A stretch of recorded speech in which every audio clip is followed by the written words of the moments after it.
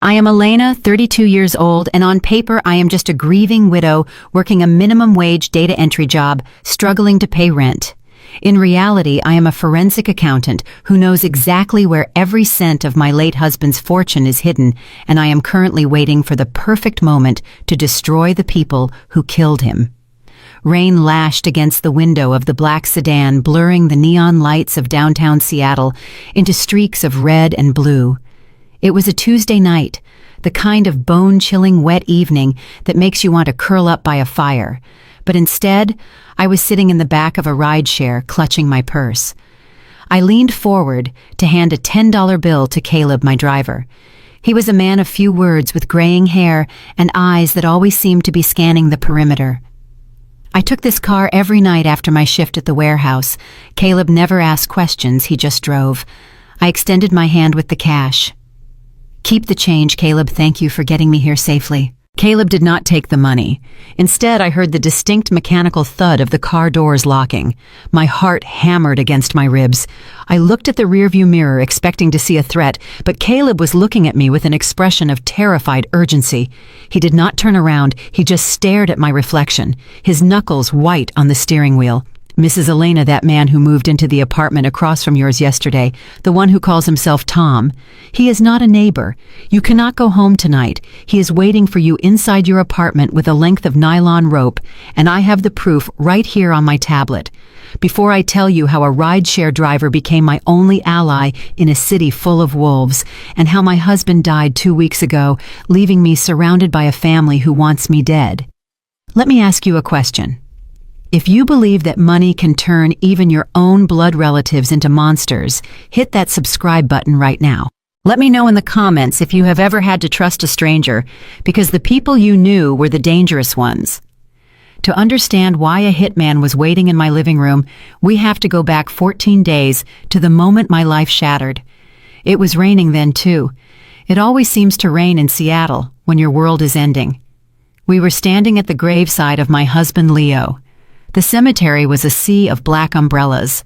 I stood closest to the mahogany casket, my hands clasped in front of me, numb. I was not crying.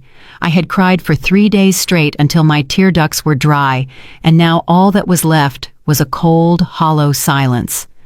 My mother-in-law Victoria stood next to me. She was wearing a custom black veil that cost more than my first car, and sobbing loudly enough for the people in the back row to hear. It was a performance. Everything Victoria did was a performance. As the priest began the final prayer, Victoria stepped closer to me. Her shoulder brushed mine, and for a second, I thought she was offering comfort. I should have known better. She slipped a thick envelope into my hand, her grip tightening around my wrist like a vice. "Sign this today, Elena," she whispered, her voice low and sharp, completely devoid of the grief she was projecting to the crowd. "It is a settlement agreement. We are generous people. We will give you $10,000 cash to help you get back on your feet. In exchange, you waive all rights to the lake house and the investment portfolio. You have 24 hours. If you force us to go to probate, you will get nothing." I looked down at the envelope. I did not need to open it to know it was filled with legal jargon designed to intimidate someone they thought was just a clueless housewife. Victoria thought I was stupid. She thought I was just the poor girl Leo had picked up at a coffee shop. She had no idea that before I met Leo, I spent 5 years auditing shell companies for the state government. I could spot a fraudulent contract from across a room. I looked at her, my face remaining completely impassive. I did not pull my hand away. I just stared at her with dead eyes, memorizing the desperation on her face. $10,000 for an estate worth $40 million. She was terrified. Suddenly, a blinding light flashed in my face. I blinked, turning my head. Jasmine, my sister-in-law, was standing 3 feet away, holding her phone up, recording me. The red live icon was pulsing on her screen. She was wearing oversized sunglasses and pouting at the camera. "Guys, it is just so heartbreaking," Jasmine said to her followers, her voice thick with fake emotion. "Look at Elena. Not a single tear. My brother is being lowered into the ground, and she is just standing there looking bored. I guess the rumors were true. Some people really do only marry for money. It is disgusting, honestly." She shoved the phone closer to my face, zooming in on my dry eyes. I saw the comments scrolling up her screen at lightning speed. Hateful words calling me a gold digger, a snake, an ice queen. Jasmine smiled a tiny smirk that only I could see before turning the camera back to herself, wiping away a non-existent tear. I wanted to scream. I wanted to slap the phone out of her hand and tell the world that the reason I was not crying was because I was too busy trying to figure out why Leo's brakes had failed on a straight road. But I did nothing. I stood there like a statue, letting them paint their narrative. Silence was my shield. If they thought I was weak, they would get sloppy, and I needed them to be sloppy. The financial strangulation began exactly 48 hours after the funeral. I was at the grocery store standing in line with a basket full of essentials, bread, eggs, and instant noodles. When I swiped my debit card, the machine beeped a harsh, declining tone. I tried again, declined. The cashier, a teenage girl popping gum, looked at me with pity. "Do you have another card?" she asked, loud enough for the person behind me to sigh impatiently. I pulled up my banking app.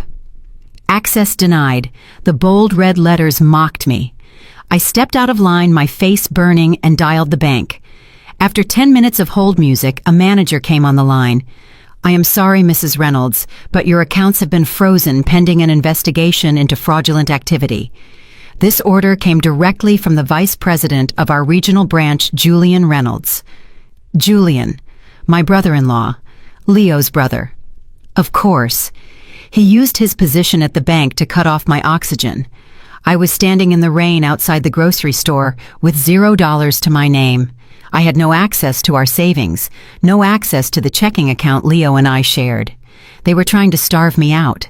They wanted me to crawl back to Victoria and sign that $10,000 settlement just so I could eat. That night, I put on my old hoodie and jeans and walked 3 miles to the industrial district. I had secured a night shift job at a logistics warehouse under my maiden name. It was grueling physical work, lifting heavy boxes until my back screamed, but it paid cash, and it kept me off the radar. I told myself it was temporary. I just needed to survive until the autopsy report came back.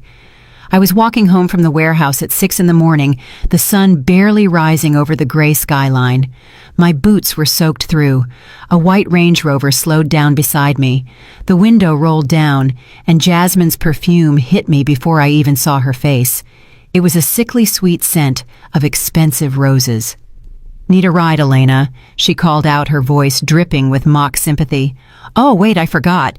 You are not allowed in luxury vehicles anymore, are you?" She laughed, a sound that grated on my nerves like sandpaper. Julian was driving. He leaned over, looking at me with a smug satisfaction. "Just sign the papers, Elena," he shouted over the engine. "You look pathetic. Leo would be so ashamed to see you walking in the gutter like this. Stop being stubborn.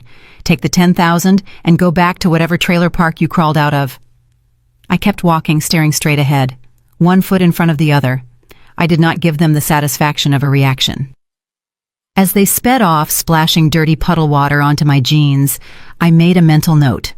When I took them down, I would start with Julian's banking license and end with Jasmine's social media verification. Things escalated when I got back to my apartment complex. It was a modest building far from the villa I had shared with Leo, but it was safe, or so I thought. A moving truck was parked out front. A man was carrying a box up the stairs. He stopped when he saw me. He was huge, easily 6'4", with a shaved head and tattoos creeping up his neck. He wore a mechanic's jumpsuit with the name Tom embroidered on the chest. Oh. He did not smile. He did not say hello. He just stared at me, his eyes tracking my movement as I unlocked my door. The hair on the back of my neck stood up. That night I heard heavy footsteps pacing back and forth in the apartment above mine. Then the noises started, a rhythmic thumping directly over my bedroom ceiling. It lasted for hours. 2 days later, I came home to find my trash bags ripped open and scattered across my welcome mat. Receipts, papers, and personal items were strewn everywhere, and sitting right in the center of the mess was a porcelain doll. It was an old antique thing, but its head had been twisted around 180 degrees, so it was looking backward. Its neck was snapped. I reached for my phone to call the police, but my thumb hovered over the dial button. Julian played golf with the precinct captain. Victoria sat on the board of the police charity fund. If I called them, they would just tell the family where I was. They would say I was hysterical. They would use it as proof that I was mentally unstable to invalidate Leo's will. I was trapped. I had no money, no allies, and a predator living across the hall. That was when I started booking Caleb. He was the only driver who didn't look at me with pity or judgment. He was always on time. He never took the long route to run up the meter. And tonight, he had just saved my life. I looked at Caleb's reflection in the rearview mirror again. My hands were shaking, but my voice was steady. "Show me," I said. Caleb tapped the screen of his tablet. A grainy black and white video began to play. It was footage from a hidden camera positioned inside my apartment hallway. I watched in horror as Tom, the neighbor, used a specialized lock-picking tool to open my front door. He slipped inside wearing gloves. He was carrying a coil of thick yellow rope and a roll of duct tape. "He has been inside for 20 minutes, Caleb said, his voice grim. "He is waiting in the closet by the entryway. If you had walked through that door, you would never have walked out." I stared at the screen, watching the empty hallway of my apartment, knowing that a monster was lurking just out of frame. "Who hired him?" I asked, though I already knew the answer. Caleb swiped to the next video. This one was taken from a distance through a telephoto lens. It showed a dimly lit parking lot. Jasmine's white Range Rover was parked next to a beat-up van. Jasmine was not there, but Julian was. He was handing a thick brown envelope to Tom. I saw Julian's face clearly illuminated by the street lamp. He looked nervous, looking over his shoulder, but Tom looked calm, counting the cash. "They paid him $20,000, Caleb said. Now half when the job is done. They are going to stage it as a suicide, a grieving widow who couldn't handle the loss. It ties up all the loose ends. No probate, no fighting over the will, just a tragic end to a tragic story." I felt a cold rage settle in my chest. It replaced the fear. It replaced the grief. They did not just want the money. They wanted to erase me. They wanted to murder me and use my death to garner sympathy likes and banking promotions. I looked up at Caleb. "Why are you helping me?" I asked. "You are just a rideshare driver. Why do you have surveillance equipment? Why are you risking your life for a stranger?" Caleb turned around in his seat for the first time. His eyes were kind, but hard as flint. "Because I was not always a driver, Elena. And your husband Leo was not just a passenger. He hired me 6 months ago because he knew they were poisoning him. He told me that if anything happened to him, I was to watch over you until you were ready to fight back." I sat back against the seat, the leather cool against my skin. Leo knew. He knew they were coming for us, and he had left me a weapon I didn't even know I had. I looked at the tablet again, at the image of the man waiting to kill me. I reached into my purse and pulled out a small encrypted USB drive that Leo had given me the night before the accident. He had told me it was just family photos, but now I knew better. "Drive," I said to Caleb. "Where to?" he asked, reaching for the gear shift. "The police station." "No," I said, my voice dropping to that eerie calm that scared even me.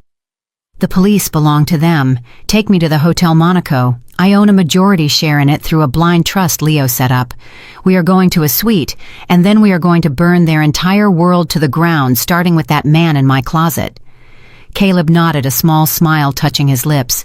"Yes, ma'am." As the car pulled away into the rainy night, I didn't look back at my apartment. I wasn't Elena the victim anymore.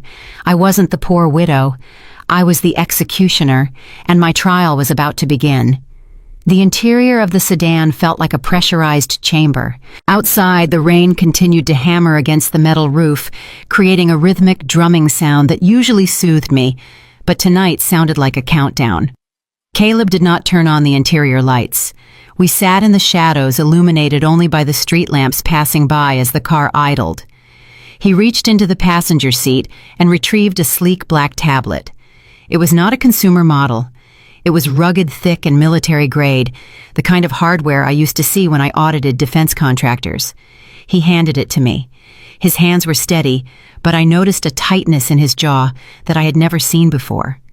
In all the months he had driven me home from the warehouse, he had been a phantom, a silhouette in the front seat who offered a bottle of water or a phone charger. Now he was a man bearing the weight of a death sentence. "Watch this," Caleb said quietly.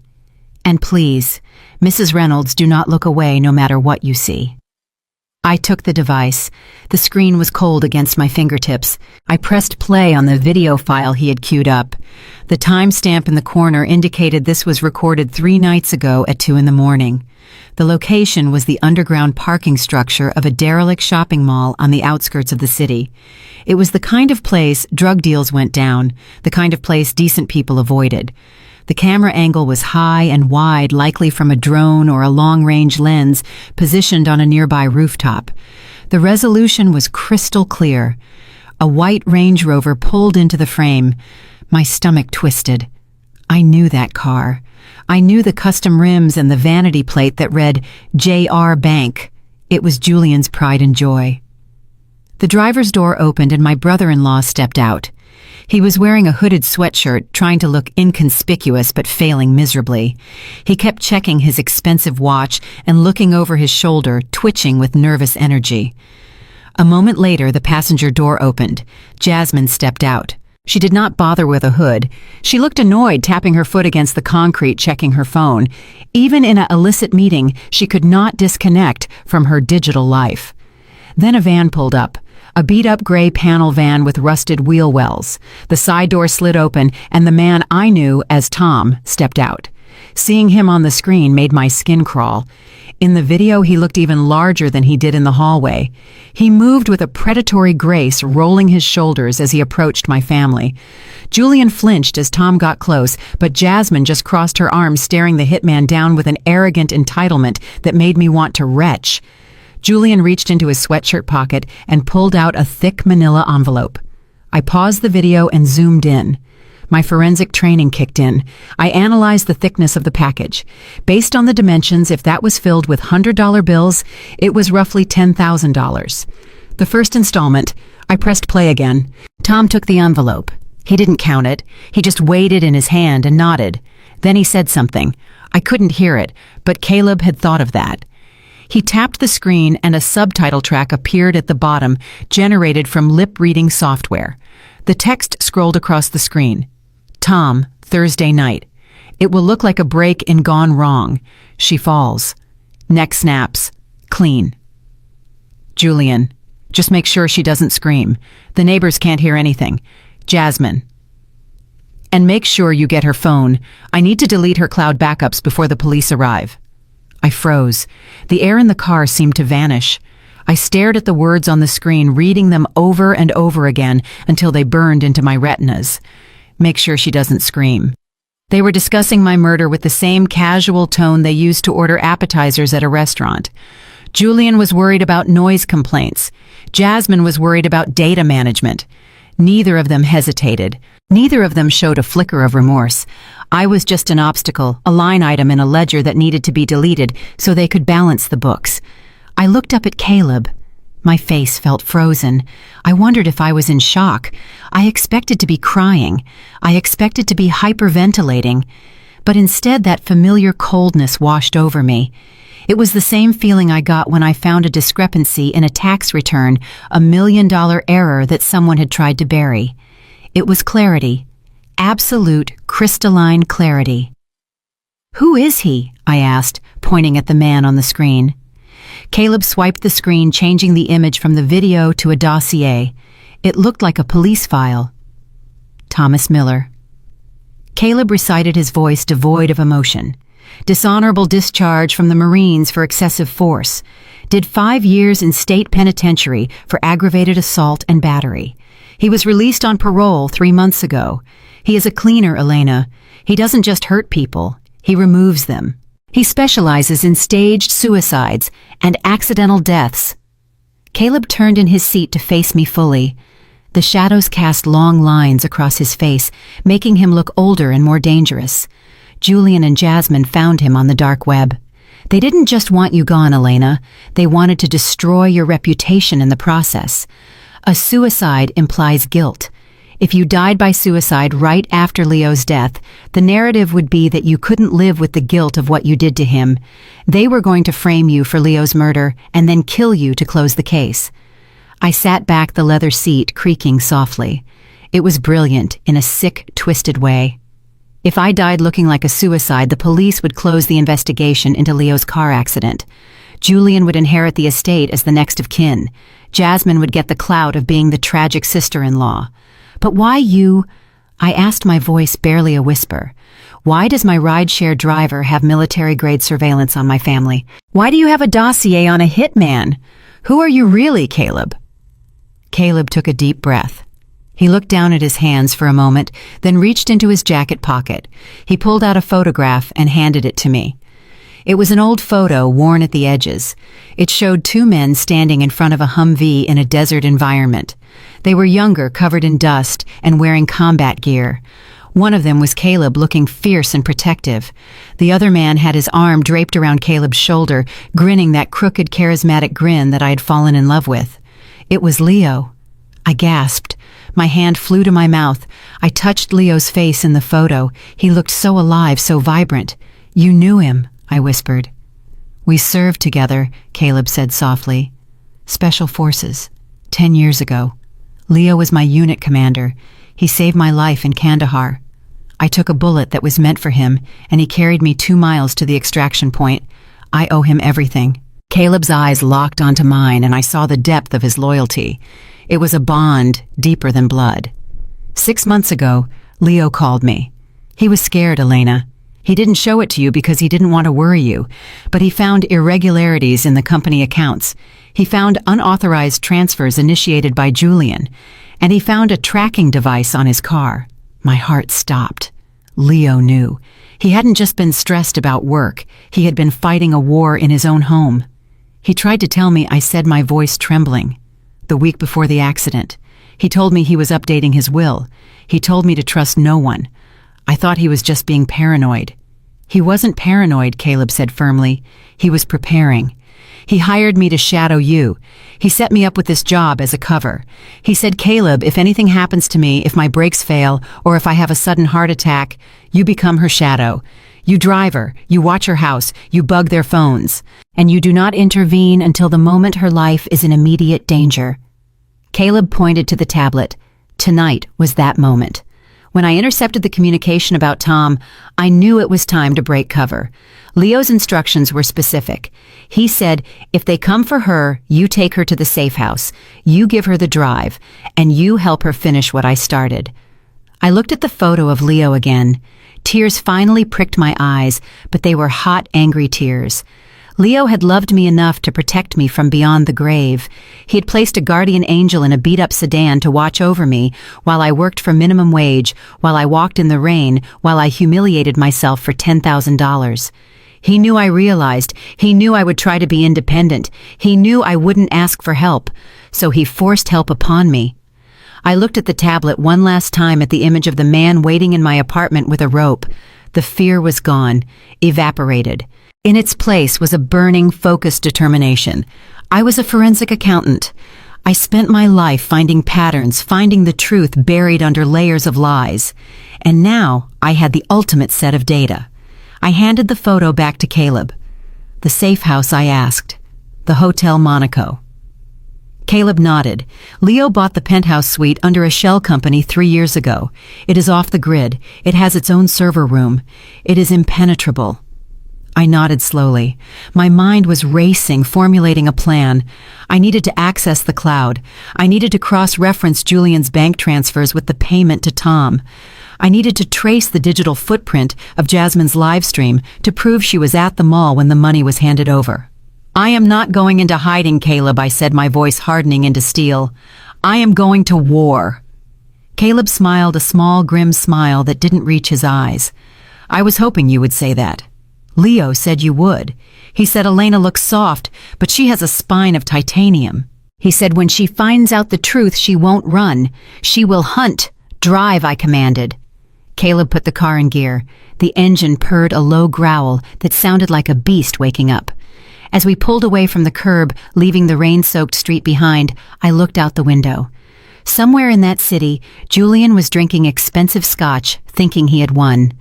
Somewhere Jasmine was editing her photos thinking she was the star of the show.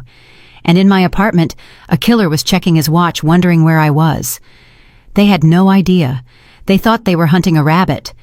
They didn't realize they had just walked into the den of a lioness, and the lioness was awake. Caleb merged onto the highway heading toward the city center.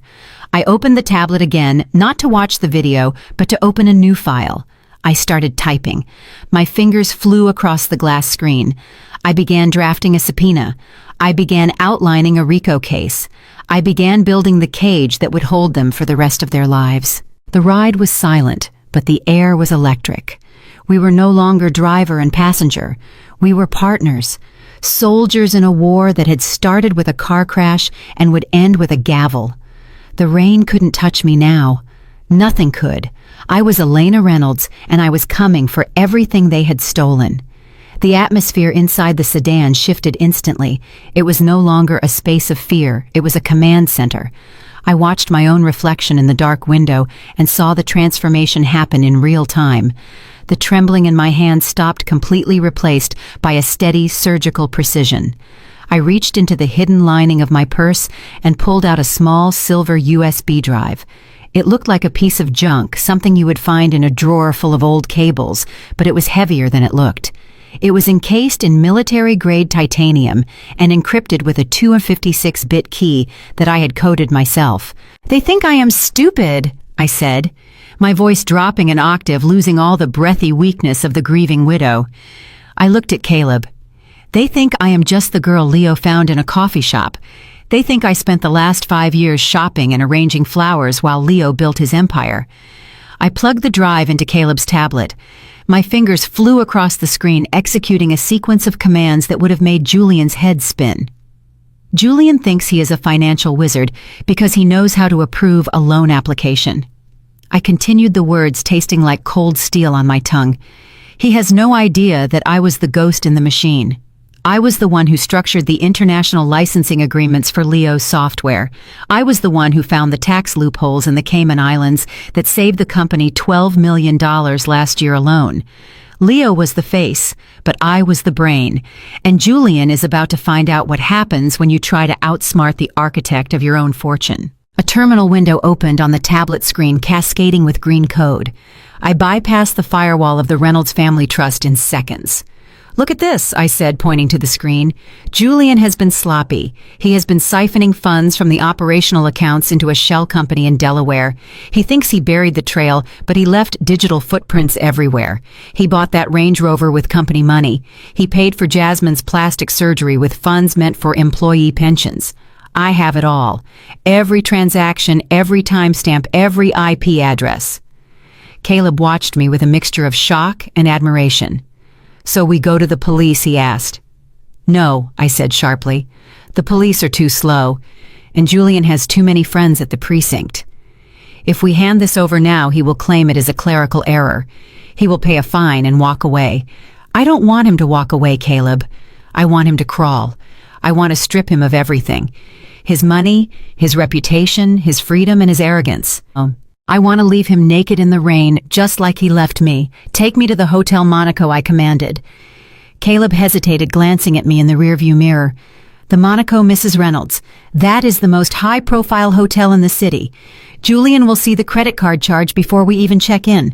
If we go there, we are practically sending up a flare telling him exactly where we are." I allowed a small, cold smile to touch my lips. "We are not checking in as guests, Caleb. And we are not using my credit cards. We are going to the penthouse. It is owned by a holding company called Aurora LLC. Julian doesn't know about Aurora. He thinks it is just another vendor we pay for consulting services. But Aurora is me. I own the building. I own the servers in the basement. And that penthouse is the only place in Seattle with a hardline connection that bypasses the local grid. It is a fortress. And tonight, it is my war room." Caleb nodded, putting the car into gear. The engine roared to life, and we merged onto the highway, speeding toward the glistening skyline of downtown Seattle. As we drove, I began to lay the trap. The first step was to neutralize the immediate threat waiting in my apartment. I accessed the smart home hub of my unit from the tablet. I could see the sensors detecting motion in the hallway closet. Tom was still there waiting with his rope. "He is getting impatient," I murmured, watching the heat signature shift. "Let's give him a show." I tapped a series of icons. Miles away in my dark apartment, the smart lights in the living room slowly faded up to 50%, mimicking the pattern of someone arriving home and turning on a dimmer switch. I activated the smart speaker in the kitchen, queuing up a jazz playlist at low volume.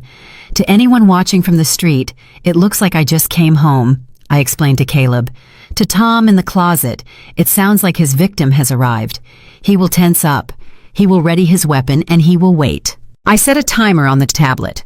I just locked the electronic deadbolt on the front door and disabled the manual override. He is trapped inside. He will wait for me to walk into the bedroom, but I never will. By the time he realizes the apartment is empty and tries to leave, he will find the door sealed shut. He will have to break a window to get out, and that will trigger the silent alarm directly to the private security firm I hired, not the police. They will catch him red-handed with a weapon and a bag of cash. That is one pawn off the board. Now for the king and queen, I said, minimizing the smart home app and opening the GPS tracker. I located Julian's phone. He was at a steakhouse in Bellevue. I could practically smell the expensive scotch and cigar smoke. He was celebrating my death before it had even happened. I need a distraction, I said, thinking aloud. I need them to panic. If they think I am dead, they will move to claim the life insurance immediately. They are greedy, and greed makes people stupid. I looked at Caleb. When we get to the hotel, I need you to take this car to the ferry terminal. Park it near the edge of the pier. Leave the driver's side door open. Leave my scarf on the seat. Make it look like I stopped the car and jumped. Caleb's eyes widened. You want to fake your suicide. I want to tempt them, I corrected. If the police find the car abandoned near the water, the presumption will be suicide. Julian will be ecstatic. He won't wait for a body recovery. He will rush to file the death certificate so he can unlock the $10 million life insurance policy attached to the trust. He needs that money to pay back the crypto debts he is hiding from Jasmine. I leaned forward, my eyes locking onto Caleb's in the mirror. The moment he files that claim stating I am dead while I am very much alive, he commits insurance fraud. That is a federal felony. It carries a mandatory minimum sentence of 10 years. And because he used the bank's notary to certify the documents, he will lose his banking license permanently. It is a reverse trap, Caleb whispered. You are not running from them. You are inviting them to dig their own graves. Exactly, I said, leaning back into the seat. Leo always said I was too soft. He said I let people walk all over me because I wanted to keep the peace. He was wrong. I wasn't soft. I was dormant. And tonight, Julian and Jasmine are going to learn the difference between a victim and a predator. We pulled up to the service entrance of the Hotel Monaco. The rain was coming down harder now, washing away the grime of the city, but I felt clean. I felt sharp. I tucked the tablet under my arm and opened the door before Caleb could come around. Go, I told him. Plant the car. Then come back to the penthouse. We have a long night ahead of us. I walked toward the private elevator, my heels clicking on the concrete, a rhythmic sound of inevitable justice. I wasn't afraid of the dark anymore. I was the one bringing the storm.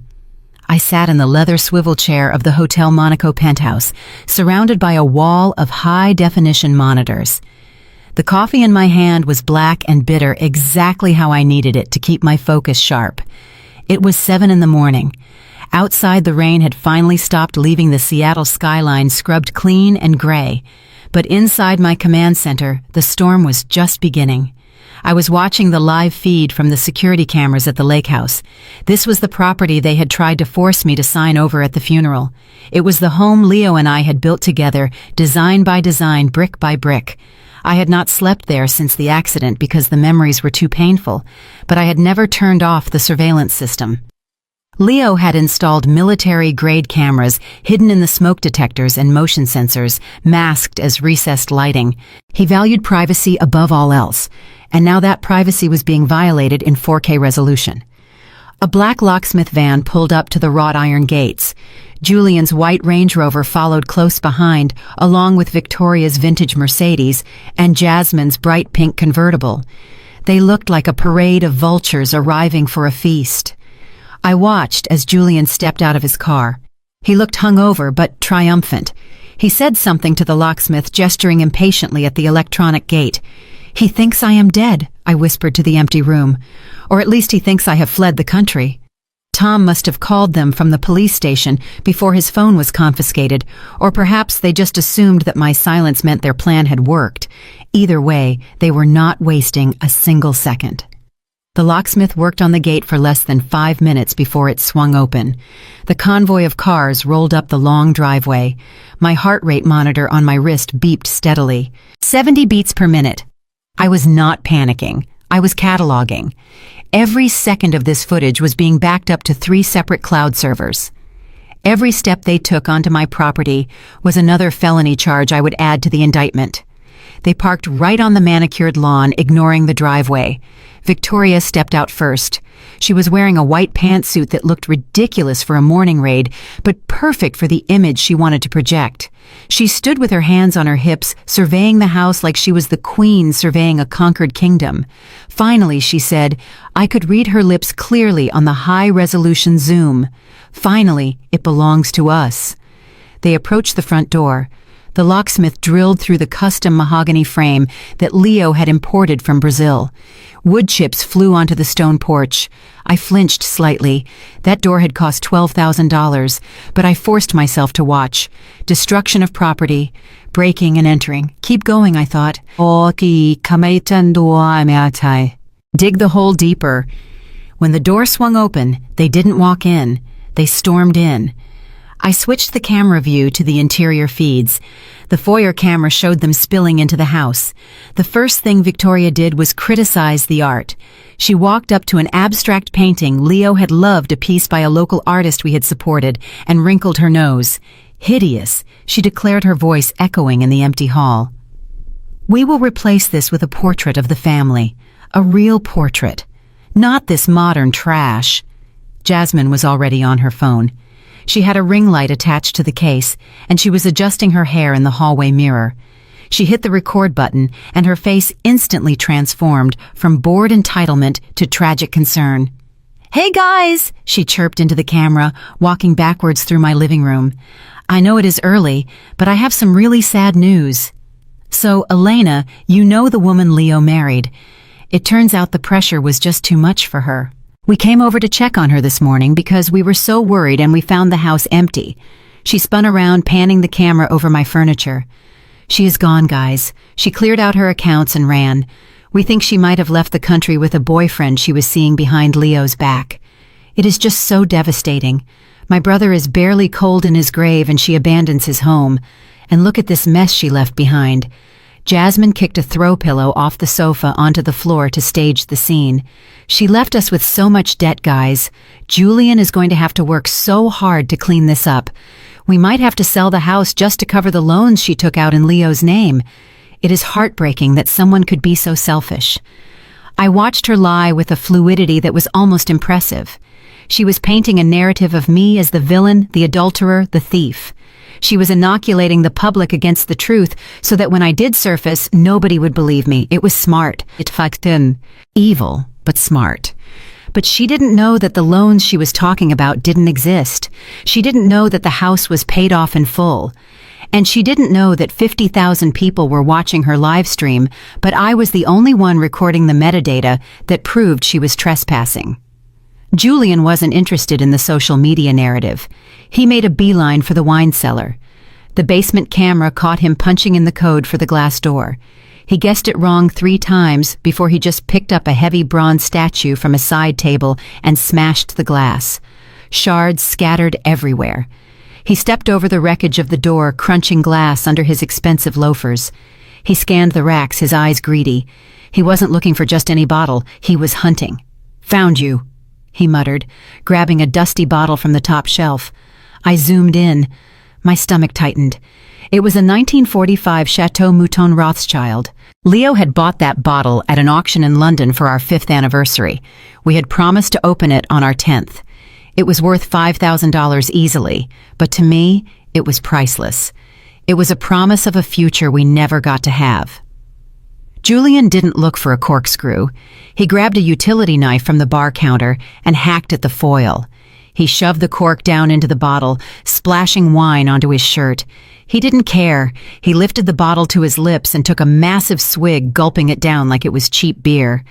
To the bachelor life, he shouted, his voice slurring slightly, and to getting rid of the dead weight. He wiped his mouth with his sleeve and carried the bottle upstairs. I watched him walk through the house, spilling drops of the vintage red wine onto the white carpet. He didn't care. In his mind, he owned it all now. He could ruin whatever he wanted because he thought there was no one left to stop him. But the worst part was yet to come. I switched the feed to the master bedroom. This was my sanctuary. It was the only room in the house where I felt I could still smell Leo's cologne. The bed was still made the way we liked it. His book was still on the nightstand. Victoria and Jasmine walked in. Victoria opened my closet doors. She began pulling my clothes off the hangers. My silk blouses, my tailored suits, the dresses Leo had bought me. She threw them onto the floor in a heap. Tacky, she spat. Cheap fabrics, ill-fitting. She never knew how to dress like a Reynolds. We need to clear this out immediately. I want this room turned into a guest suite for when the pastor visits. Jasmine grabbed an armful of Leo's shirts. My breath caught in my throat. Those were the shirts I slept in when I missed him. What about these? Jasmine asked, holding up a flannel shirt Leo wore on weekends. Trash it, Victoria commanded. Burn it. I don't want any trace of that woman or her influence in this house. She corrupted him. She turned him against us. Get rid of everything. Jasmine grinned. She gathered up a massive pile of clothes, mine and Leo's, mixed together. She struggled under the weight, walking out onto the balcony that overlooked the lake. I switched cameras to the exterior view. Jasmine dumped the clothes onto the stone patio. She went back for more, pile after pile, until a mountain of fabric lay there. Silk mixed with flannel. Memories mixed with malice. She pulled a bottle of lighter fluid from the outdoor grill cabinet. This will make for great content, she said to herself, holding up her phone again to record.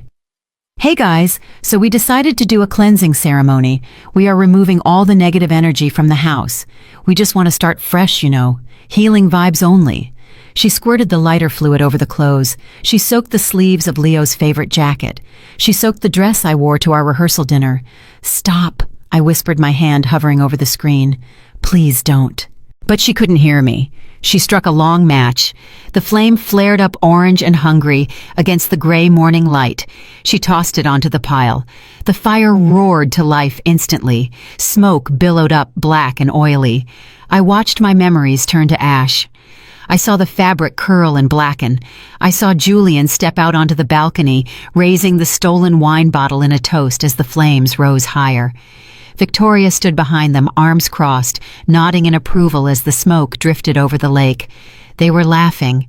They were celebrating the erasure of my existence. They were burning the physical proof of my marriage while they drank my husband's wine in the house I owned. I sat back in my chair at the hotel. I didn't cry. The time for tears was over. The burning in my chest was hotter than the fire on that patio. I looked at the file size of the recording. 2 gigabytes of evidence, malicious destruction of property, arson, theft, trespassing, slander. I saved the file. I named it The Bonfire. Then I opened a new browser window. I logged into the smart home system again.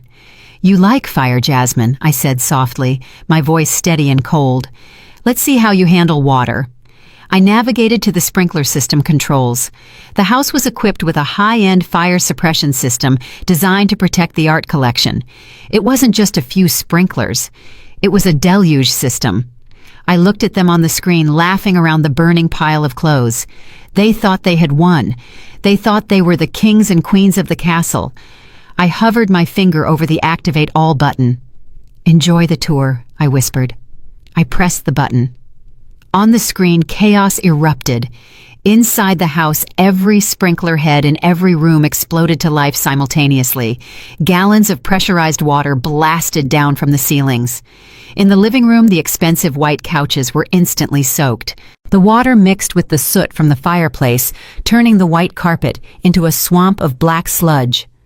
In the hallway, Victoria screamed as a jet of cold water hit her perfectly styled hair, flattening it instantly against her skull.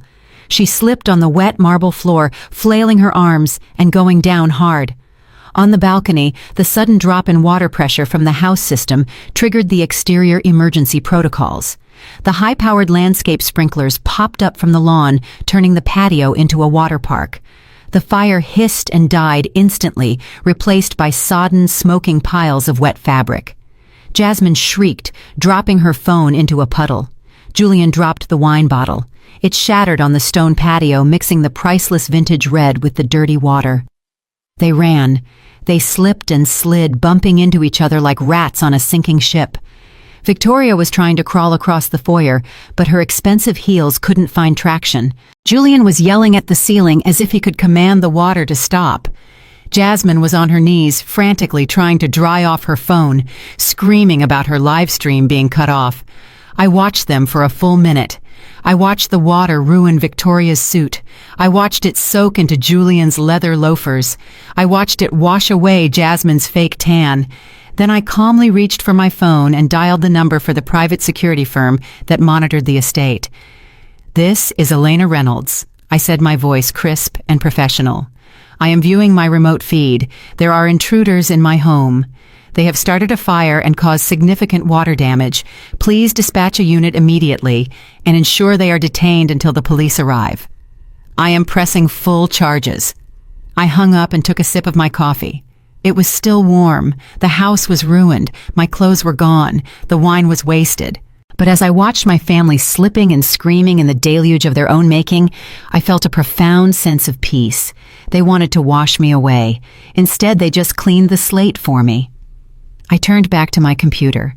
The destruction of their reputation was next, and unlike the house water wouldn't fix what I was about to do to them. 3 days. That was exactly how long it took for my family to scrub the soot from the patio, dry out the carpets, and turn my home into a stage for their victory lap. They called it a housewarming party, but from where I sat watching the high-definition security feed, it looked more like a coronation. They had hired a professional cleaning crew that worked around the clock, billing the rush fees to the company credit card I had secretly flagged for audit. They had replaced the ruined white furniture with rented staging pieces that looked expensive from a distance, but were hollow and cheap up close. It was a perfect metaphor for the Reynolds family. I sat in the penthouse suite at the Hotel Monaco, my eyes fixed on the monitors. My coffee had gone cold hours ago, but I didn't care. I was witnessing a masterclass in gaslighting. The driveway was packed with luxury sedans. Valets were running back and forth, parking Porsches and Mercedes on the lawn that Leo had tended to with such care. Every tire track on that grass felt like a personal insult, but I let it slide. I was adding it to the itemized list of damages for the lawsuit. Inside the house, the atmosphere was electric with false gaiety. Victoria held court in the center of the living room. She was wearing a champagne-colored gown that was far too formal for a housewarming, but perfectly suited for a woman trying to assert dominance. She had a glass of my husband's vintage Chardonnay in one hand, and she was gesturing expansively with the other. A circle of women, Leo's distant cousins, and the wives of Julian's banking associates, hung on her every word. "It is just such a tragedy," Victoria was saying, her voice pitching up into that fake sympathetic register she used when she was lying. "We tried everything to help her. We really did. But Elena has always been fragile. When Leo passed, she just snapped.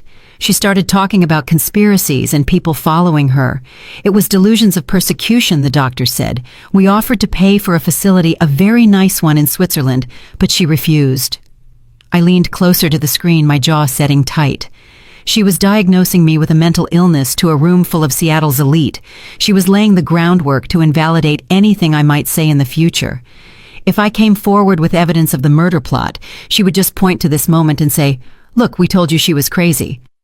She signed the papers yesterday. Victoria continued, taking a sip of wine. She realized she couldn't handle the responsibility of an estate this size. She wanted a simpler life. She took a cash settlement, and I believe she flew to Bali this morning with a yoga instructor she met online. It is scandalous, really, so soon after the funeral, but we just want her to be happy. The women clucked their tongues in performative disapproval. They shook their heads, murmuring about how ungrateful I was, how disrespectful to Leo's memory. I watched them assassinate my character with sips of expensive wine and hors d'oeuvres. They were eating shrimp cocktail paid for by the trust fund they thought they had just stolen. But the real show was in the library. Julian was there, standing by the fireplace that was currently hiding the charred remains of my clothes behind a new brass screen. He was surrounded by a group of men, mostly investors and junior executives from the bank. But there was one man who didn't fit in. He was wearing a suit that was a size too big and looked like it had been bought off the rack at a department store. He looked uncomfortable holding his drink with both hands. It was Mr. Henderson, my shift supervisor from the logistics warehouse. I felt a cold spike of adrenaline. They had dug deep. They had actually tracked down the place where I had been working undercover to make ends meet while my accounts were frozen. They had invited him here not out of kindness but as a prop. He was the court jester brought in to entertain the king. Julian clapped a heavy hand on Henderson's shoulder. The older man flinched, spilling a little of his drink. "Everyone, this is Gary Julian," announced his voice booming. "Gary here was Elena's boss. Can you believe it? My brother's wife, the woman who lived in this mansion, was moving boxes for Gary for $15 an hour." The men laughed. It was a cruel, jagged sound. "Tell them," Gary Julian goaded, squeezing the man's shoulder tighter. "Was she a good employee? Did she show executive potential?" Henderson looked around the room, his eyes wide and nervous. He didn't know he was part of a takedown. He probably thought he was being honored. "She was quiet," he stammered. "She kept her head down. She hit her quotas. She was a hard worker." Julian threw his head back and laughed. "A hard worker. That is rich. You hear that? She was a good little worker bee. That is all she was ever good for. Following orders, putting things in boxes. She didn't have the head for business. She didn't have the pedigree. Leo tried to teach her, you know. He tried to explain investment strategies to her, but he said her eyes would just glaze over. She belonged in a warehouse. And now, thanks to our generosity, she can go be a warehouse worker in Bali." I watched Henderson's face. He looked down at his shoes, shamed by the wealth and the cruelty surrounding him. He didn't know that the woman he thought was a quiet packer had actually redesigned his warehouse's inventory management system in her head during her lunch breaks. He didn't know I was the one who anonymously emailed corporate headquarters about the safety violations that got his forklift repaired. Jasmine breezed into the library. She was wearing a silver dress that looked like it was made of sequins in desperation. She had her phone out, of course. She walked right up to Henderson, shoving the camera in his face. "Say hi to the live stream," she chirped. "We are here with Elena's ex-boss. So tell us, was she always this unstable? Did she ever talk about running away?" Henderson blinked in the harsh light of the phone flash. "I don't know about that, miss. She just seemed sad. She missed her husband." Jasmine rolled her eyes and turned the camera back to herself. "So sad, right, guys? But also kind of suspicious. I mean, who takes a minimum wage job when her husband is a multimillionaire unless she's hiding something? Maybe she was funneling money. Maybe she was living a double life. We are just glad she is gone so we can finally heal." She spun away, leaving Henderson standing alone by the bookshelf. I watched him set his drink down on a coaster and quietly slip out of the room. He was a decent man, and he knew he was in a room full of sharks. I checked the time. It was 8:30. The party was in full swing.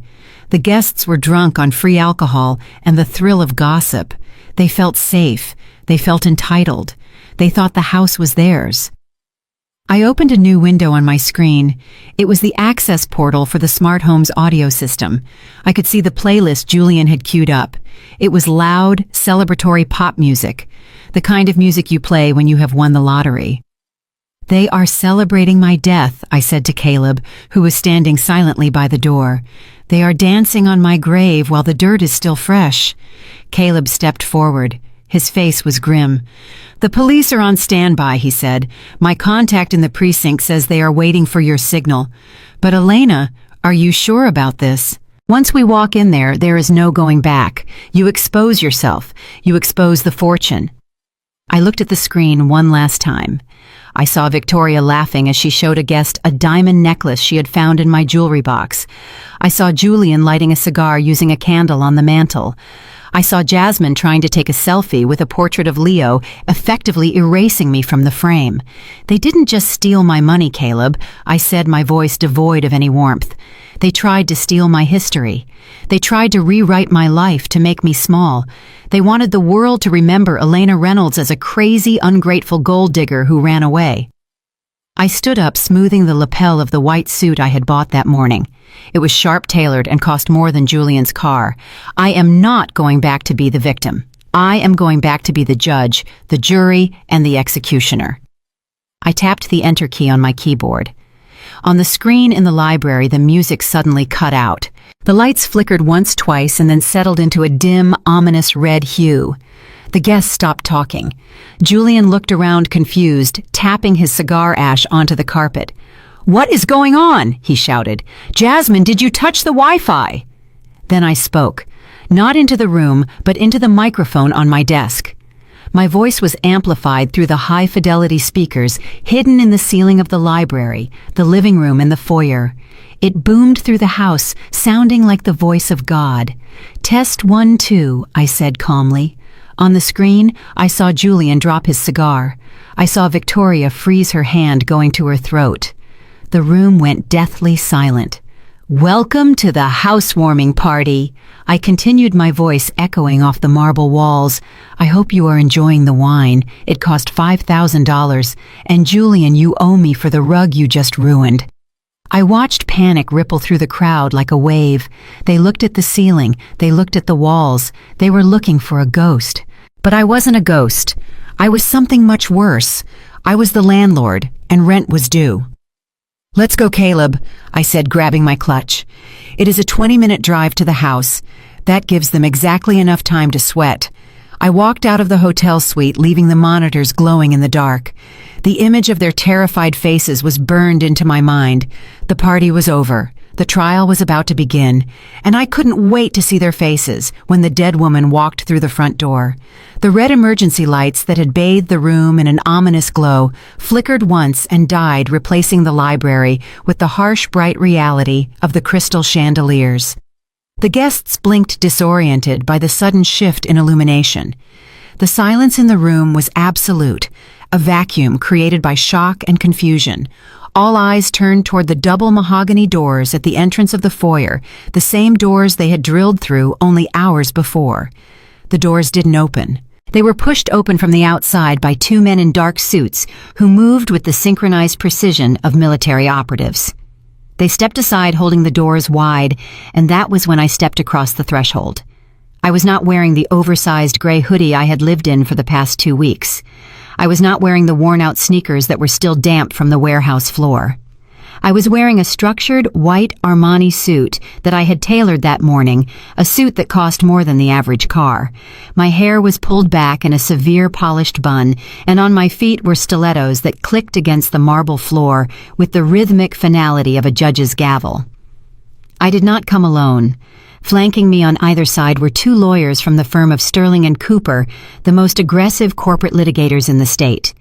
They carried leather briefcases that looked less like office supplies and more like weapon cases. Behind us were 4 private security contractors, large men who took up space and radiated a quiet threat. And directly at my right hand was Caleb. He had traded his rideshare windbreaker for a tactical suit, his earpiece coiled behind his ear, his eyes scanning the room for threats. We moved as a phalanx, a single unit of power cutting through the sea of confused guests. The crowd parted instantly. These were the same people who had been laughing at my expense moments ago, who had been eating my shrimp and drinking my wine while mocking my grief. Now they scrambled to get out of my way, knocking over chairs and spilling drinks in their haste to put distance between themselves and the woman they thought was a ghost. I walked straight to the center of the room, stopping 10 feet away from where my family stood. I didn't say a word.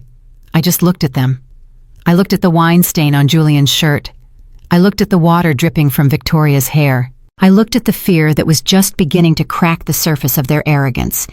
For a long moment, nobody moved. The only sound was the hum of the refrigerator in the kitchen and the ragged breathing of 50 people who knew they were witnessing something impossible.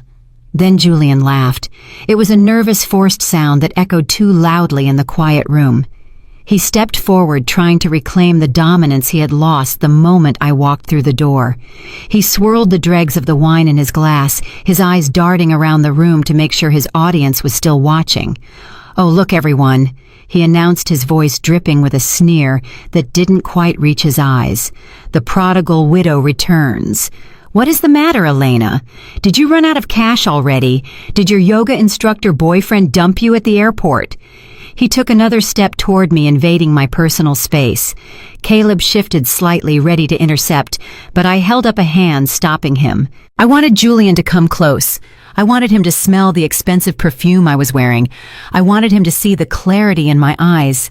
"You have a lot of nerve showing your face here after abandoning this family," Julian spat. "Look at you, trying to play dress-up in a suit you probably put on a credit card that is about to be declined. What are you here for? You want to beg for more money. Is that it? You are back for a handout." He turned to the crowd, gesturing at me like I was a circus animal. "She is pathetic, isn't she? A gold digger back for change. You should have checked your messages, Elena. I fired you from the family.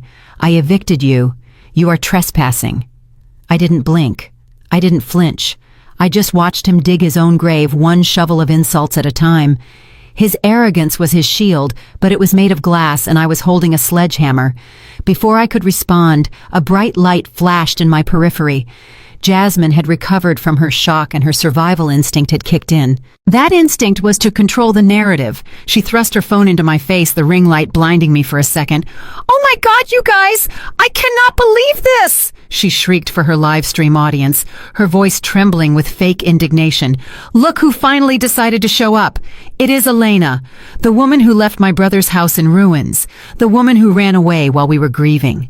She circled me like a shark, holding the phone high to get the best angle of my face. She wanted tears. She wanted shame. She wanted me to look down or cover my face. "Everyone look at this," she narrated.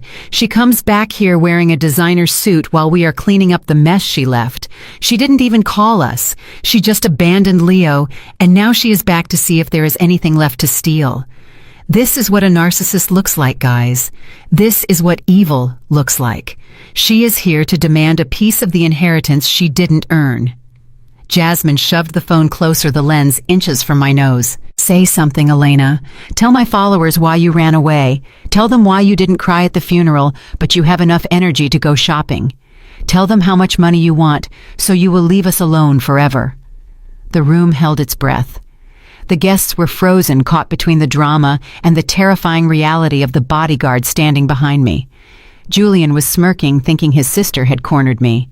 Victoria was watching from the sofa, clutching her pearls, her eyes narrowed in calculation.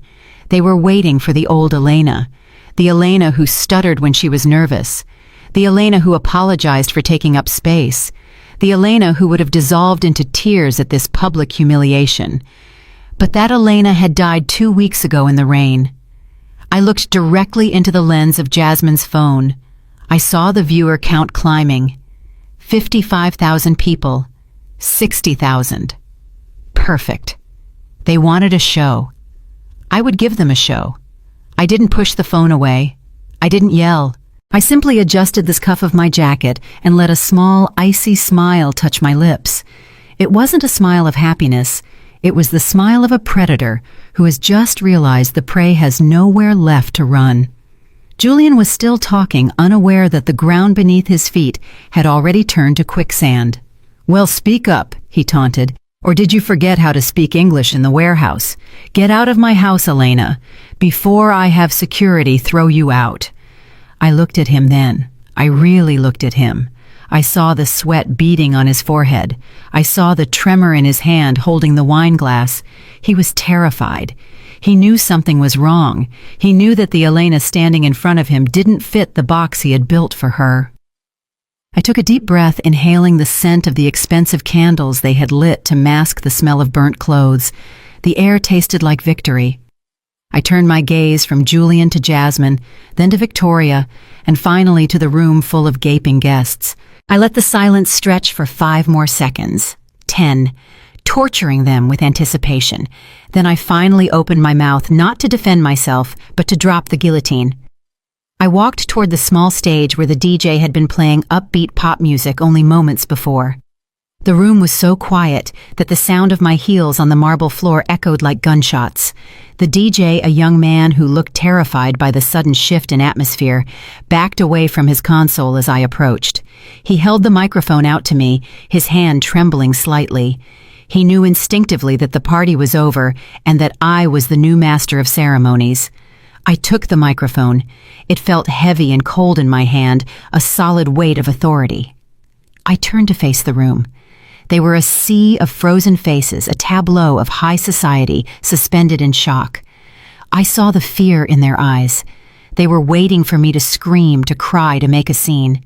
They were waiting for the hysterical widow they had gossiped about over cocktails. But I did not give them hysteria. I gave them silence. I let the silence stretch for 5 seconds, then 10. I let it become uncomfortable, suffocating. I wanted them to feel the weight of their own complicity. "Thank you all for coming," I said. My voice amplified and crystal clear, cutting through the tension like a scalpel. "It is truly heartwarming to see so many of you here to celebrate. However, I think there has been a misunderstanding regarding the nature of this event. You were told this was a housewarming party. It is not. This is a farewell party for the Reynolds family." The words hung in the air for a heartbeat before their meaning sank in. A murmur rippled through the crowd. Victoria gasped, clutching her chest theatrically. But it was Julian who reacted first. The shock on his face was replaced by a surge of animalistic rage. He realized that his narrative was crumbling, that his victory lap was turning into a public execution. "Shut up!" he roared, his face turning a deep, violent shade of red. He lunged forward, crashing through a small table of hors d'oeuvres, sending plates shattering to the floor. "Cut the mic. She is lying. Someone get her out of here." He charged at me, his hands curled into fists, his eyes wild with desperation. He moved with the clumsy, frantic energy of a man who sees his life flashing before his eyes. The guests screamed and scrambled back, expecting violence, but Julian never reached me. He didn't even get close. Caleb stepped out from the shadows behind me. He moved with a fluidity that made Julian look like he was moving in slow motion. He didn't draw a weapon. He didn't shout. He simply extended one arm, blocking Julian's path with the immovable force of a steel beam. As Julian tried to swing at him, Caleb caught his wrist. It was a simple, efficient movement. Caleb twisted slightly, applying pressure to a specific nerve cluster. Julian yelped in pain, his knees buckling. He was forced down to the marble floor in front of everyone. The man who had mocked me for being weak was now on his knees whimpering while my driver held him in place with one hand. Caleb looked at me, his expression bored. "Shall I remove him, Mrs. Reynolds?" "No," I said, my voice steady. "Let him stay. He needs to see this." I looked up at the projection booth on the mezzanine level, where my team had already taken control of the audiovisual system. I nodded once. "If you will all direct your attention to the main screen," I said, pointing to the massive display wall above the fireplace. "I think you will find the entertainment quite illuminating." The screen flickered. The image of the Reynolds family crest, which had been serving as a backdrop, vanished. In its place, grainy but high-definition footage appeared. It was the video from the parking lot. The timestamp in the corner read 3 days ago. The room fell deathly silent again. On the screen, everyone watched as Julian's white Range Rover pulled up next to the battered van. They saw Jasmine step out, checking her reflection in the side mirror. They saw the man named Tom, the hitman with the prison tattoos, step out of the van. Gasps of recognition rippled through the room. These people knew Julian's car. They knew Jasmine. There was no denying who was on that screen. I narrated the scene calmly, like a museum guide explaining a historical artifact. For those of you who are confused, the man you see there is named Thomas Miller. He was released from the state penitentiary 3 months ago after serving time for aggravated assault. And the envelope my brother-in-law is handing him contains $20,000 in cash. On the screen, Julian handed over the money. The camera zoomed in. The resolution was so sharp you could see the thickness of the stack. And here is the audio I added. My tech team isolated the audio track, filtering out the background noise of the city. Julian's voice boomed through the speakers in the living room, loud and undeniable. "Just make sure it looks like an accident," Julian's recorded voice said. "She falls down the stairs or she hangs herself. I don't care. Just make sure she is gone by Friday." The crowd erupted. Someone dropped a glass and it shattered, but nobody looked down. They were paralyzed with horror. A woman in the front row put her hand over her mouth, looking from the screen to Julian, who was still pinned on the floor. Jasmine, who had been live streaming the entire time, turned pale. She tried to lower her phone to hide the evidence, but I knew it was too late. Her 50,000 followers had just watched her brother order a hit on his sister-in-law. "That is a lie," Julian screamed from the floor, struggling against Caleb's grip. "It is a deep fake. She used AI. That is not me."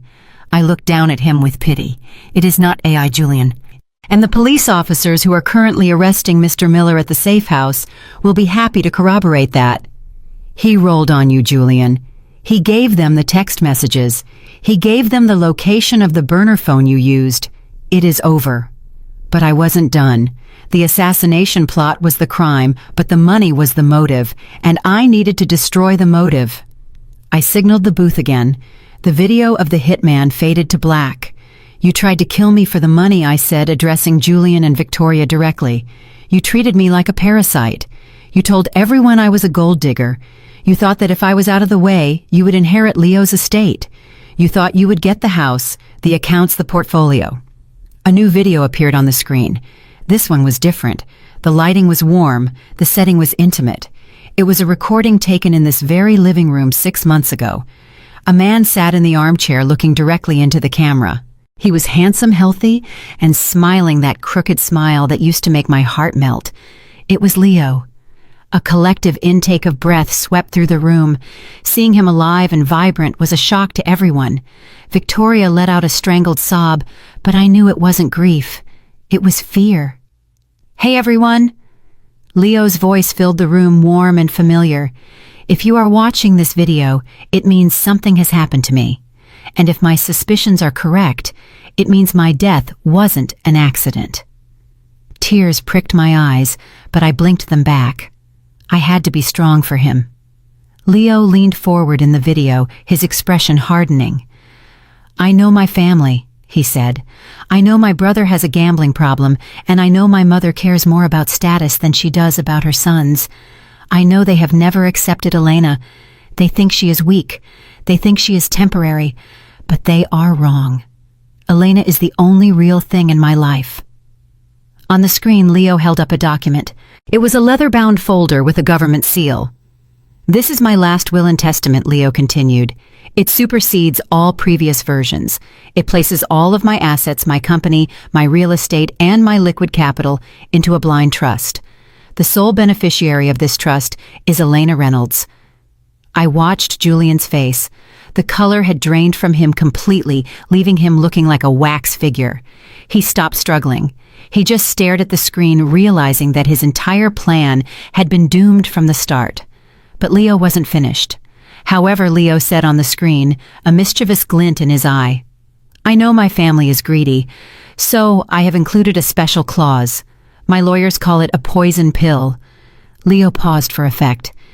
"If Elena dies under suspicious circumstances, if she meets with an untimely accident, or if she is coerced into signing away her rights, the trust dissolves immediately." The room was so quiet you could hear a pin drop. "And where does the money go?" Leo asked rhetorically. "It does not go to my mother. It does not go to my brother. If Elena dies, every single cent of the Reynolds estate, $40 million, is automatically liquidated and donated to the Seattle Humane Society for the care of stray cats and dogs." Nervous laughter bubbled up from the back of the room. It was absurd. It was brilliant. It was Leo. So Leo said, leaning back, "If you want the money, you have to keep Elena alive. You have to keep her happy, because she is the only thing standing between you and poverty. I love you, Elena. Give them hell." The video froze on Leo's smiling face. I lowered the microphone slightly, looking at my family. The irony was suffocating them. They had hired a hitman to kill me to get the money. But by killing me, they would have destroyed the very fortune they were trying to steal. They had committed murder for absolutely nothing. I turned to the crowd. My husband left me everything I said, my voice ringing with finality. Not because I asked for it, but because he knew I was the only one who wouldn't spend it on sports cars and vanity projects. He knew I would protect his legacy. I looked at Victoria, who had collapsed onto the sofa, weeping into her hands. "You called me a gold digger," I said softly. "But you are the ones who were digging. And you just dug straight into a sewer." I motioned to the lawyers standing by the door. They stepped forward, opening their briefcases and pulling out stacks of thick, stapled documents. "These are eviction notices," I announced. "Effective immediately. This house is property of the trust. You are all trespassing." I looked at Julian, who was still pinned to the floor by Caleb.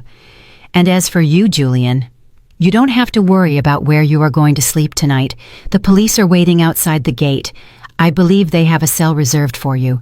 It is not as nice as this house, but I hear the security is excellent." I turned to Jasmine, who was frozen with her phone still in her hand. "And Jasmine," I said, giving her a cold smile, "make sure you keep recording. The part where your brother gets handcuffed is going to go viral. It will be your biggest hit yet." I dropped the microphone. It hit the floor with a loud thud that signaled the end of the Reynolds dynasty. I didn't wait for their reaction. I didn't wait for the apologies that would never come. I turned and walked toward the door, my head high, my heart light. Behind me, the chaos erupted as the guests scrambled to leave and the sirens began to wail in the distance. But I didn't look back. The show was over. And I had won. The sirens had been a dull hum in the distance, but now they were a deafening roar that swallowed the entire estate. Blue and red lights flashed through the bay windows, mixing with the crystal chandeliers to create a surreal strobe effect.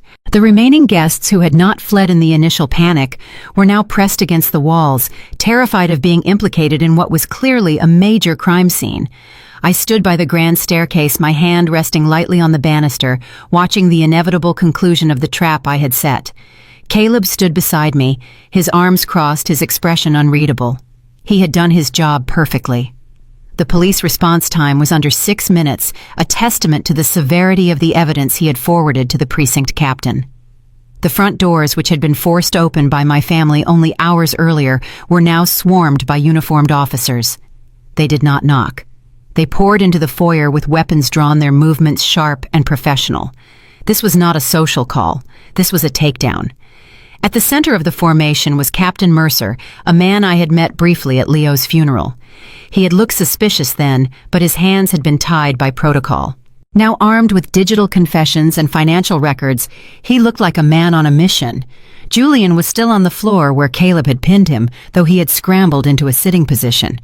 When he saw the uniforms, his face crumpled. He looked like a child who had broken a vase and was waiting for the punishment. He tried to stand up, adjusting his ruined shirt, but 2 officers were on him instantly. "Get your hands off me," Julian shouted, his voice cracking. "Do you know who I am? I am the vice president of Reynolds Regional Bank. This is my house. That woman is the intruder. Arrest her." Captain Mercer walked straight past me, giving me a curt nod of acknowledgement, and stopped in front of Julian. He didn't look impressed. He looked disgusted. "Julian Reynolds, you are under arrest for conspiracy to commit murder insurance fraud and grand larceny." Mercer said, his voice cutting through Julian's bluster. "Murder." Julian stammered, the color draining from his face. "I didn't kill anyone. Leo died in a car accident. Ask the coroner." "We are not talking about Leo yet," Mercer said coldly. "We are talking about your wife. We are talking about the hitman you hired to strangle Elena Reynolds, a man named Thomas Miller." Julian froze. The name hung in the air like a guillotine blade. "We picked up Mr. Miller at the safe house 40 minutes ago," Mercer continued. "He had $20,000 in cash on him, and he was very eager to cut a deal. He gave us the audio recordings, Julian. He gave us the texts. He told us exactly how you wanted it done. He said you told him to make it look like a suicide so you could claim the life insurance." Julian's mouth opened and closed, but no sound came out. The reality of his situation was crashing down on him. The arrogance, the entitlement, the belief that he was untouchable, it all evaporated, leaving only a pathetic coward in its wake. "Officer, cuff him," Mercer ordered. As the cold steel of the handcuffs clicked around Julian's wrists, the dam broke. He didn't accept his fate with dignity. He didn't stay silent. He panicked. He looked around wildly, his eyes locking on to Jasmine, who was standing near the fireplace, trembling. "It wasn't me," Julian screamed, struggling against the officers. "It was her. It was Jasmine. It was all her idea." The room gasped. I watched with a cold lack of surprise. I knew Julian. I knew that beneath the expensive suits and the tough talk, he was weak. He would sell anyone out to save himself, even his own wife. She found the hitman Julian yelled, desperate to shift the blame. She went on the dark web. She said Elena was in the way. She said we needed the money for her clothing line. I just drove the car. I didn't want to do it. She made me. She is the one you want. Jasmine's eyes went wide. She looked at her husband with absolute betrayal. You liar! She shrieked, her voice piercing the air. You needed the money to pay off your crypto debts. You begged me to help you. You said you were going to lose the house if we didn't get the trust fund. They were tearing each other apart right there in the middle of the wet, ruined living room. It was poetic justice. The united front they had presented to the world, the family that had mocked me for being an outsider, was now cannibalizing itself. Officers moved toward Jasmine. She saw them coming, and her instinct was identical to her behavior at the funeral. She raised her phone. She was still recording, still live streaming to an audience that was now witnessing her felony arrest in real time. Stay back, she screamed, holding the phone out like a shield. I am live right now. I have 50,000 witnesses. If you touch me, I will sue you for police brutality. My followers will destroy you. Guys, help me, she wailed into the camera, tears streaming down her face, ruining her makeup. They are hurting me. This is a conspiracy. Elena paid them off. Send help. Send money from my legal fund. Link in bio. It was pathetic. It was delusional. She truly believed that her internet fame gave her immunity from the law. She thought likes and shares could stop a warrant. An officer, a female deputy who looked like she had zero patience for influencers, stepped forward. She didn't hesitate. She reached out and snatched the phone from Jasmine's hand. Hey, that is my property, Jasmine screamed, lunging for the device. Give it back. You are violating my rights. I am creating content. The deputy calmly ended the live stream and slipped the phone into an evidence bag. This is evidence, ma'am, the deputy said, and you are under arrest. Jasmine fought. She kicked and scratched, flailing her arms like a toddler having a tantrum. It took 2 officers to subdue her. When the handcuffs finally snapped onto her wrists, she let out a primal scream of rage. It wasn't a scream of fear. It was the scream of a narcissist who had just lost her audience. Do not touch me, she sobbed as they dragged her toward the door. I am Jasmine Reynolds. I am a public figure. You can't do this to me. Look at my dress. You are ruining my dress. I watched as they were marched past me. Julian was weeping openly now, his head hanging low, muttering about how he was innocent. Jasmine was still screaming about her phone, her eyes wild and unfocused. As they passed the spot where I stood, Julian looked up. Our eyes met. He looked for a shred of mercy, a hint of the soft, compliant sister-in-law he had bullied for years.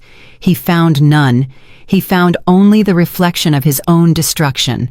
Elena, please, he whispered, his voice trembling. Tell them it is a mistake. We are family. I looked at him. I looked at the handcuffs. I looked at the ruined living room. I don't have a family, I said, my voice flat and final. I have a trust fund, and you are trespassing. The officers shoved him forward, pushing him out into the night, where the flashing lights waited to transport him to a cell that was much smaller and much colder than the mansion he had tried to steal. Captain Mercer stopped in front of me. He looked tired, but satisfied. We have enough to put them away for a long time, Mrs. Reynolds, Mercer said. Attempted murder, conspiracy, fraud. And with your husband's video, will providing the motive, it is an open and shut case. Thank you, Captain, I said. Mercer tipped his hat. We will need you to come down to the station tomorrow to give a formal statement. But for tonight, the house is yours. We will post a patrol car at the gate just in case. I nodded. Thank you. The police filed out, taking the chaos with them. The sirens faded as the cruisers pulled away, carrying the toxicity that had poisoned my life for so long. The remaining guests had slipped away in the confusion, leaving the house empty. I stood alone in the foyer. The floor was wet. The furniture was ruined. The air smelled of smoke and fear. But it was quiet. For the first time in years, it was truly quiet. Caleb walked up to me quietly. It is done, Elena, he said softly. I looked at the closed door. I thought about Julian blaming his wife. I thought about Jasmine crying over her phone instead of her freedom. They were hollow people, filled with nothing but greed, and when the pressure came, they had collapsed inward. Yes, I said, taking a deep breath. It is done. I turned away from the door and looked up the grand staircase. The house was a mess, but it was my mess. And tomorrow I would start cleaning it up. Not for them, but for me. The war was over. The rats were in the cage, and the lioness was finally home. The silence that followed the departure of the police cars was heavy and suffocating. The front door was still open, letting in the damp night air that smelled of rain and exhaust fumes. The foyer was a wreck. The marble floor was slick with water from the sprinkler system, and footprints from the officers' boots marred the pristine white tiles. Standing in the center of this ruins was Victoria Reynolds. She looked small. That was the first thing I noticed. Without her entourage, without her son to hide behind, and without the armor of her arrogance, she looked like exactly what she was. An old, bitter woman standing in a puddle of her own making. Her champagne gown was ruined, stained with soot and water. Her hair, which had been perfectly coiffed hours ago, hung in wet strings around her face. She was trembling, but I knew it wasn't from the cold. It was from the terrifying realization that she was alone. I walked slowly down the stairs, my heels clicking rhythmically on the steps. I stopped 3 feet away from her. I didn't offer her a towel. I didn't offer her a chair. I just looked at her. Victoria looked up at me. Her eyes were red-rimmed and frantic. She opened her mouth and closed it again, searching for a lie that would work. She realized that the aggressive matriarch act wouldn't work anymore, so she switched seamlessly to her other persona, the victim. "Elena," she whispered, her voice shaking. "Oh, thank God they are gone. It was horrible, Elena, just horrible. I didn't know. You have to believe me, I had no idea Julian was planning something so violent. I am just a mother. I was just trying to keep the peace." She took a step toward me, reaching out with a trembling hand. I didn't move back, but my expression must have been made of stone because she flinched and pulled her hand away. I tried to stop them. "Elena," she continued, the tears starting to flow freely now. "I told Julian that hiring that man was wrong, but he wouldn't listen. He is so headstrong, just like his father. I was scared of him, Elena. I was a hostage in my own home. I only went along with it because I was afraid he would hurt me too." I watched her performance with a detachment that surprised me. A year ago, this would have worked. A year ago, I would have apologized to her for putting her in a difficult position, but I had seen the footage. I had seen her standing on the balcony laughing while Jasmine burned my clothes. I had seen the greed in her eyes when she talked about selling my jewelry. "You are lying, Victoria," I said, my voice soft but cutting. "I saw the video. You weren't scared. You were celebrating. You were drinking my husband's wine and toasting to my death." Victoria's face crumbled. She dropped to her knees right there on the wet marble floor. She clasped her hands together in a gesture of prayer, looking up at me like I was a saint. She was begging for mercy. "Please, Elena," she sobbed. "I am an old woman. Where will I go? This is my home. I have lived here for 30 years. My memories are here. Leo grew up running down these halls. You can't just throw me out, not after everything we have been through." She was good. I had to give her that. She was weaponizing Leo's memory, using my love for him as a shield to protect herself. "I did it for the family," she wailed. "I did it for the grandchildren. I thought if we secured the estate, I could set up trust funds for your future children. I thought you would want that. I was just trying to protect the legacy for the next generation. I wanted Leo's children to have everything." Something inside me snapped. It wasn't a loud snap like a branch breaking. It was the quiet, ominous sound of a vault door closing. "Children," I repeated. "You treated me like a stranger for 5 years, Victoria. You told everyone at the club that I was barren. You told Julian that Leo made a mistake marrying a girl with no pedigree. And now you want to talk about grandchildren." I reached into the inner pocket of my jacket. I pulled out a single sheet of paper. It wasn't a legal threat. It wasn't an eviction notice. It was something far more devastating. "You keep talking about this house like it belongs to the Reynolds family," I said, holding the paper up. "You keep talking about protecting the asset. But there is something you don't know. Something Leo never told you because he knew you would never understand." Victoria stopped crying for a second, wiping her eyes with the back of her hand. She looked at the paper with confusion. "What is that?" she asked. "This is a deed of trust," I said. 5 years ago when I started my logistics company, nobody believed in it. The banks laughed at me. Julian laughed at me. He told Leo not to let me waste money on a foolish hobby. I took a step closer, towering over her. But Leo didn't laugh. He believed in me. He believed in me so much that he took a risk that would have given you a heart attack. He mortgaged this house. He took out a massive loan against the estate to fund my startup capital. Victoria gasped, her hand flying to her throat. "He wouldn't," she whispered. "This house has been in the family for 3 generations. He wouldn't risk it on your little business." "He did," I said. "And do you know what happened? My company took off. I made that money back in 18 months. I paid off the loan in full. But when we went to sign the discharge papers, Leo did something else. I unfolded the paper and held it down so she could read the fine print. He transferred the title to me. He said that since my hard work paid for the house, it should belong to me. He said it was the only way to ensure that you and Julian couldn't take it away from me if anything happened to him." Victoria stared at the document. Her eyes scanned the lines, seeing Leo's signature and the notary seal. The realization hit her like a physical blow. The house she had been parading around in the house she had tried to kill me for hadn't belonged to Leo for 5 years. It belonged to the woman she called a peasant. "You are lying!" she shrieked, scrambling backward. "This is a forgery!" "Leo would never give you the house. It is my house. I decorated it. I chose these drapes." "You chose the drapes," I said calmly, folding the paper back up. "But I own the walls, and I own the land. And I own the gate you forced open this morning." I looked around the foyer, looking at the water damage and the scorched walls where the smoke had drifted in. And frankly, Victoria, I don't like what you have done with the place. The energy here is toxic. It smells like greed and desperation.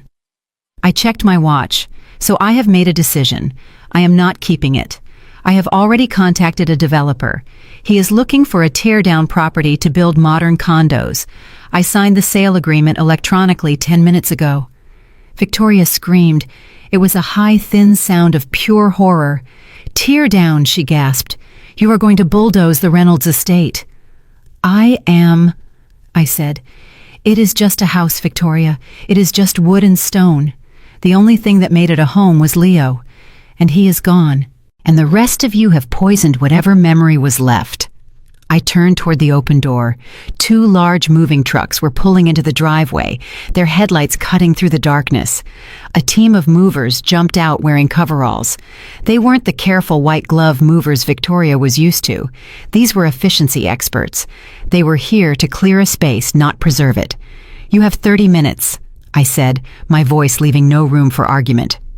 "The movers are going to take everything that belongs to the Reynolds family and put it on the curb. The furniture, the paintings, the rugs, everything. You can call a truck to pick it up, or you can let the rain ruin it. I really don't care." Victoria scrambled to her feet, clutching at my sleeve. "You can't do this," she begged. "Where will I sleep tonight? It is raining, Elena. Have a heart." I looked at her hand on my sleeve. I gently but firmly removed it. "You have a suite at the club," I said. "Or maybe you can stay with one of those friends you were gossiping with earlier. Although I have a feeling they won't be answering your calls once the news of Julian's arrest hits the morning papers." I turned to the foreman of the moving crew who had just walked in. "Start with the living room," I ordered. "And be careful with the floor. I want the house empty by midnight." The movers swarmed past Victoria, ignoring her as if she were a piece of furniture herself. One of them picked up a vase she loved and carried it out. Another started rolling up the Persian rug. Victoria stood in the middle of the chaos, screaming orders that nobody followed. "Put that down. That is a Ming vase. Do you know how much that costs?" "Stop it." She turned to me, her face twisted into a mask of pure hatred. The mask had finally slipped completely. "I hope you rot in hell, Elena," she spat. "You are a cold, heartless witch. Leo is looking down on you with shame." I smiled. It was a genuine smile this time. "No, Victoria," I said, walking toward the door. "Leo is looking down and cheering, because he finally got to see me stand up to the bully who tormented him his entire life." I walked out onto the porch. The rain had stopped, leaving the air crisp and clean. Behind me, I heard the sounds of a dynasty being dismantled. I heard Victoria's screams fading as the movers did their work. I heard the heavy thud of furniture hitting the wet pavement. I walked to the waiting car where Caleb was holding the door open for me. "Where to, boss?" he asked. I looked back at the house one last time. It looked dark and hollow. It wasn't my home anymore. It was just a building I had sold for a profit. "To the hotel, Caleb," I said, sliding into the back seat. "I need a shower. And then I need to start planning the future." As we drove away, I didn't look back. The rearview mirror showed only the empty road and the darkness. I had stripped them of their money, their reputation, and their sanctuary. I had taken back my dignity, and for the first time in 2 weeks, I felt light. The weight of the Reynolds name was gone. I was just Elena, and that was more than enough. 6 months have passed since the night I flooded the Reynolds estate and watched my family being led away in handcuffs. The Seattle rain is still falling against the glass, but now I am watching it from the 45th floor of my own building. I am no longer Elena, the widow who works the night shift at a warehouse. I am Elena Reynolds, CEO of Phoenix Capital, a venture fund dedicated to helping women rebuild their lives after financial abuse. The name seemed appropriate. After all, I had to burn everything down to rise from the ashes. I sit at the head of a mahogany conference table that is longer than my old apartment. The meeting has just ended, and the room is empty save for the quiet hum of the city below. I pick up the morning newspaper. The headline is small buried on page 6, but it is the only news that matters to me today. Sentencing finalized for Reynolds conspiracy, it reads. I read the article for the third time, savoring every word. Julian Reynolds, former VP of Reynolds Regional Bank, has been sentenced to 25 years in federal prison without the possibility of parole. The charges include conspiracy to commit murder insurance fraud and grand larceny. The article mentions that he wept openly when the judge read the verdict, begging for leniency that never came. Jasmine fared no better. She received 15 years as an accomplice. But for her, the prison sentence isn't the worst part. The worst part is that her social media accounts have been permanently suspended for violating community guidelines regarding criminal activity. She has been erased from the digital world she worshipped. There are no ring lights in prison. There are no filters. She is finally forced to face a reality she cannot edit. And then there is Victoria. She managed to avoid prison time by turning state's witness against her own son, claiming she was a helpless bystander. But her punishment is far more severe than a cell.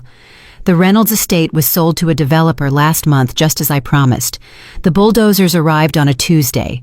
I didn't go to watch, but my lawyer sent me a drone photo of the empty lot. It is just dirt now. The legacy she tried to kill for is gone. Victoria now lives in a state-subsidized one-bedroom apartment on the south side of the city. Her monthly stipend from the government is barely enough to cover groceries, let alone gala tickets. I heard from a mutual acquaintance that she tried to attend a charity luncheon last week, hoping to reconnect with her old circle. When she walked in, the room went silent. The women she used to gossip with turned their backs on her. The hostess asked her to leave. She has become exactly what she feared most: irrelevant. A knock on the door interrupts my thoughts. I look up to see a man in a sharp, tailored suit entering the office. He moves with a quiet confidence, his earpiece almost invisible. It is Caleb. He is no longer driving a rideshare sedan. He is my head of security and my most trusted advisor. The car is ready. Mrs. Reynolds. Caleb says, a genuine smile touching his eyes. And the board is waiting for you at the shareholders' meeting. You have a speech to give. I stand up, smoothing the lapel of my jacket. I walk over to the window and look out at the city one last time. I catch my reflection in the glass. The woman staring back at me isn't the scared girl who tipped her driver $10 because she was afraid to go home. She is a force of nature. Leo would be proud of you, Caleb says softly, standing beside me. I touch the locket around my neck. Inside is a picture of Leo. He knew, I say. He knew I had it in me, even when I didn't know it myself. We walk toward the elevator together. As the doors close, I think about the people who underestimated me. They mistook my silence for submission. They thought that because I didn't scream, I wasn't dangerous. They learned the hard way that the loudest person in the room is rarely the one in charge. They thought I was a sheep because I was quiet. I say to the empty elevator the words, feeling like a final verdict. They forgot the most important rule of nature. The alpha wolf never barks. It observes, it waits, and when it strikes, it only needs to bite once. I step out of the elevator into the flash of cameras and the applause of my employees. I am not hiding anymore. I am Elena Reynolds, and I am exactly where I belong. If this story of patience and ultimate payback resonated with you, I have one last question. Have you ever been underestimated by the people who were supposed to love you? Did you have to find your inner strength when nobody else believed in you? If you enjoyed watching the Reynolds family get exactly what they deserved, drop the words Alpha Wolf in the comments below. Don't forget to like and subscribe for more stories about justice, resilience, and the power of silence. Until next time, remember that your dignity is the one thing they can never take away from you unless you let them. Stay strong and stay silent until it is time to bite.